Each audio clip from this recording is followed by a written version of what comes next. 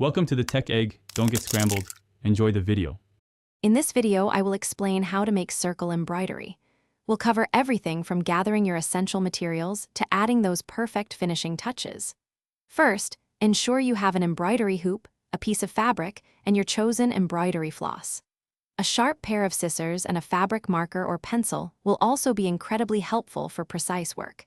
Choosing the right needle, typically a size 7 or 9, is crucial for smooth stitching. Now, let's prepare your workspace. Begin by placing your fabric securely into the embroidery hoop, making sure it is pulled taut like a drum. This prevents your stitches from distorting.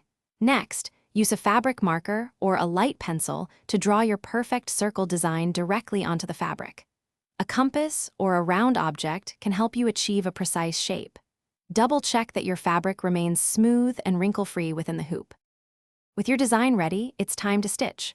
For the circle's outline, a backstitch or a stem stitch works wonderfully, creating a clean, defined edge. If you plan to fill the circle, consider using a satin stitch for a smooth, solid look, or perhaps French knots for a textured effect. Remember to keep your stitch length and thread tension consistent throughout. This attention to detail will ensure your circle embroidery looks professional and beautiful. Finally, let's finish your beautiful circle embroidery. Once all your stitching is complete, carefully secure any loose threads on the back of your fabric with small, neat knots.